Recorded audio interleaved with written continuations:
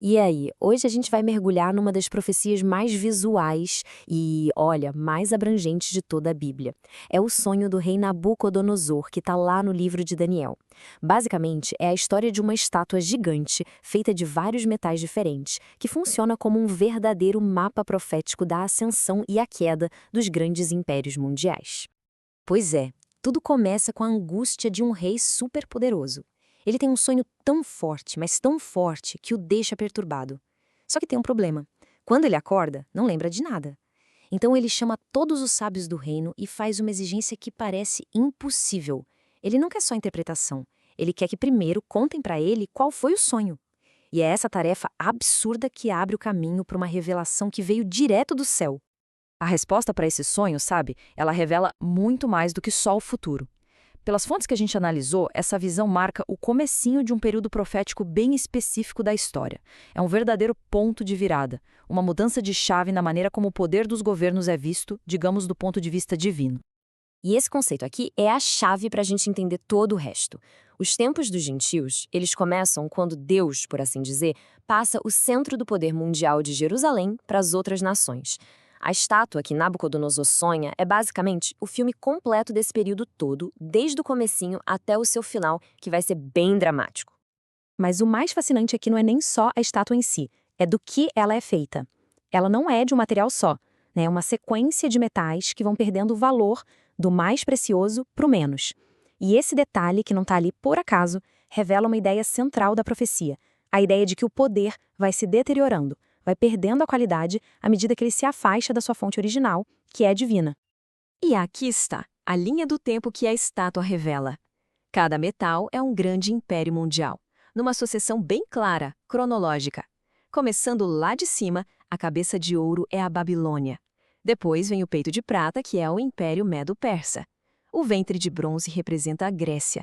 E, por fim, as pernas de ferro, que são Roma, cada um com a sua história. A Babilônia, a cabeça de ouro, tem um lugar todo especial nessa história. E por quê? Porque, segundo a interpretação, o seu rei, Nabucodonosor, recebeu o poder absoluto direto das mãos do Deus do céu. Essa autorização divina vinda de cima dá a esse primeiro império uma glória, um status que nenhum dos outros depois dele teria. Isso aqui ilustra perfeitamente aquele princípio da deterioração. A gente passa do ouro para a prata. O poder medo-persa era gigante, claro, mas já era inferior em qualidade. Diferente do poder total de Nabucodonosor, os reis da Pérsia eram limitados pelas leis. O poder deles já vinha de estruturas humanas, não era mais aquele poder absoluto concedido diretamente por Deus. E a história continua descendo pela estátua, o bronze, que simboliza o Império Grego de Alexandre o Grande, com aquelas conquistas relâmpago que se espalharam pelo mundo todo. E aí a gente chega no ferro, o Império Romano. Olha, dificilmente teria uma imagem melhor para descrever a força de Roma, né? Aquela capacidade implacável de quebrar, de esmagar e de dominar tudo que aparecia pela frente. As pernas de ferro de Roma levam a gente para a parte mais complexa da estátua, e para muitos, a parte mais importante para entender as profecias, os pés. É bem aí que o metal puro acaba e dá lugar para uma mistura toda instável, que aponta para o estado final e bem frágil do poder mundial. E essa é a pergunta de US$ 1 milhão. Por que essa mistura tão esquisita? O ferro, que a gente viu que representa a força de Roma, continua ali, mas agora ele está misturado com barro, um material super frágil, quebradiço. O que será que isso quer dizer? Então, a interpretação que as fontes trazem é a seguinte: o ferro é o legado, a herança de Roma, que nunca sumiu de verdade. Já o barro é um elemento estranho, que representa as tribos bárbaras que invadiram e dividiram o império. A tentativa de misturar os dois cria um poder que é forte por um lado, mas frágil por outro, sempre marcado pela desunião. Isso tudo termina nos 10 dedos dos pés, que são vistos como uma futura confederação de 10 reinos que vão ser a fase final desse poder mundial, o famoso Império Romano revivido. E agora, a gente chega no clímax, no momento mais dramático da visão. Toda essa longa história do poder humano, contada em metal, não acaba devagarinho, não. O sonho mostra um agente de destruição que vem, de repente, com tudo, um golpe que muda completamente o jogo. E aqui tem um ponto fundamental. A interpretação que a gente está analisando vai totalmente na contramão daquela ideia de que a pedra seria a influência gradual, pacífica do cristianismo no mundo. Muito pelo contrário, a pedra é um símbolo da segunda vinda de Cristo, mas não em graça, e sim em poder e em julgamento para destruir de vez os reinos dos homens. E essa frase é essencial. Cortada sem auxílio de mãos.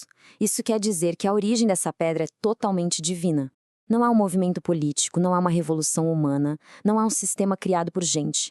É uma intervenção sobrenatural, que não tem nada a ver, é completamente oposta à estrutura da estátua.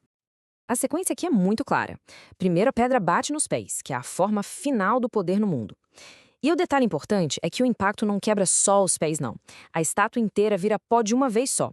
O ouro, a prata, tudo junto, vira pó. E o vento leva embora. Isso significa o fim, de uma só vez, de todo o sistema de governo humano que começou lá com a Babilônia. E só depois da destruição total é que a pedra começa a crescer. E no que essa pedra se transforma? Numa grande montanha que encheu toda a terra. Sabe, na linguagem das profecias, uma montanha é símbolo de um governo, de um reino.